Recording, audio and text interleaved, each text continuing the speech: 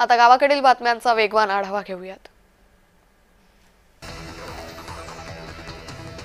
श्रीरामपूर बेलापूर मार्गावर कारचा भीषण अपघात झाला। अपघातात एकाचा मृत्यू झालाय। सुमित दळवी असं मृत्यू झालेल्या तरुणाचं नाव आहे।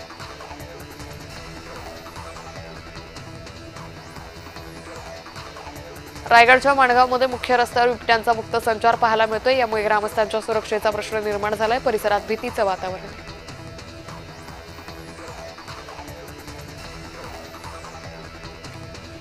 जळगाव शहरातील गाजलेल्या आकाश उर्फ टपऱ्या युवराज कोळी हत्येतील अटक असलेल्या तिन्ही मुख्य आरोपींची शनीपेठ पोलिसांनी धिंड काढली। परिसरातील नागरिकांमध्ये निर्माण झालेली दहशत कमी करण्यासाठी पोलीस पथकाने ही कारवाई केली।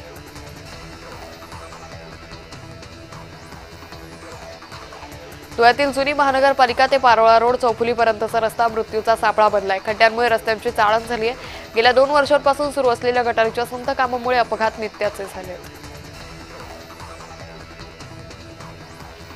शिवाजीनगर येथील भुयारी मार्गालगत मागील अनेक दिवसांपासून भूमिगत केबल लाईन पाण्याची पाईपलाईन टाकण्याचं काम सुरू असताना पाईपलाईन फुटून हजारो लिटर पाणी वाया गेले। मात्र काही वेळानं गळती लागलेल्या ठिकाणी फॉल बसलेला एक लोखंडी पाईप त्याला बसवण्यात येऊन गळती थांबवण्यात संबंधित कर्मचाऱ्यांना यश आलं।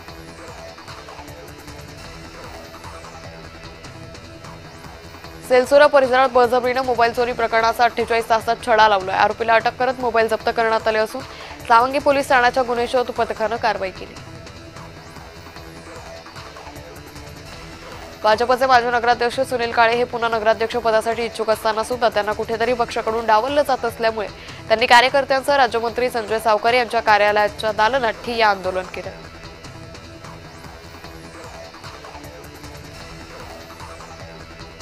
माळशिरसमध्ये स्वाभिमानी शेतकरी संघटनेनं ऊस वाहतूक रोखली। ऊसाला पहिली उचल 3500 रुपये देऊन कारखान्यांनी ऊस दर जाहीर करावा या मागणीवर स्वाभिमानी शेतकरी संघटना ठाम आहे।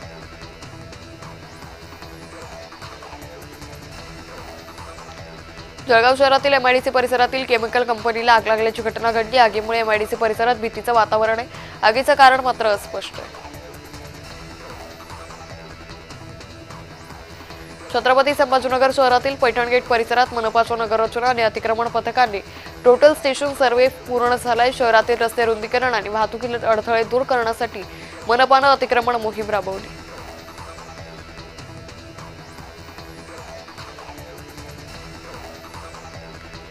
माळशिरसमध्ये स्वाभिमानी शेतकरी संघटनेनं ऊस वाहतूक रोखली। ऊसाला पहिली उचल 3500 देऊन कारखान्यांनी ऊस दर जाहीर करावा या मागणीसाठी वाहतूक रोखण्यात आली।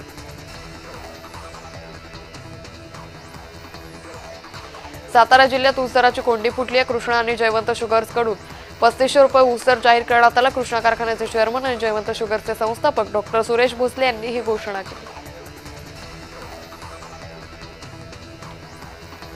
कराड पार्ले बनवाडी रस्ता खड्डेमय झाला। याकडे सार्वजनिक बांधकाम विभाग दुर्लक्ष करत असल्याचा आरोप रयत क्रांती संघटनेचे पश्चिम महाराष्ट्र अध्यक्ष सचिन ललवडे यांनी केलाय। त्यांनी रस्त्याला हार आणि फुलं वाहून भावपूर्ण श्रद्धांजली अर्पण केली।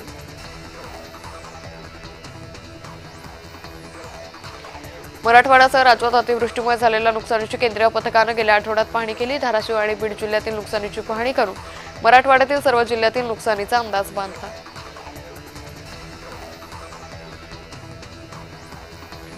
संभाजीनगरच्या उस्मानपुरा भागात एक मुलगी बेपत्ता झाली होती। तिचा तपास लागत नसल्यानं आईनं गळफास घेत आत्महत्या केली। यानंतर नातेवाईकांनी मृतदेह थेट पोलीस ठाण्यात आणला होता। यानंतर 8 जणांविरोधात आत्महत्येस प्रवृत्त केल्याप्रकरणी गुन्हा दाखल केलाय।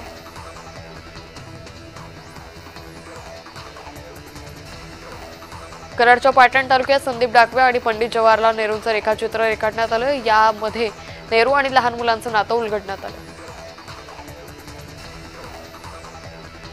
छत्रपती संभाजीनगर शहरातील सरस्वती भुवन शिक्षण संस्थेच्या विद्यार्थ्यांनी अनोखा प्रयोग राबवला। सहलीच्या उरलेल्या रकमेतून गरजू विद्यार्थ्यांची शाळेची फी भरली। या उपक्रमाचं जिल्ह्यामध्ये कौतुक होत आहे। कोल्हापूर जिल्ह्यात जात पडताळणी विभाग सुट्टीच्या दिवशी चालू राहणारे स्थानिक निवडणुकांमध्ये उमेदवारांना जात पडताळणी प्रमाणपत्र वेळेत मिळावं यासाठी हा निर्णय घेण्यात आला। दरम्यान 17 नोव्हेंबर पूर्वी अर्जदारांनी जात प्रमाणपत्रासाठी कागदपत्र जमा करावी असं आवाहनही करण्यात आले।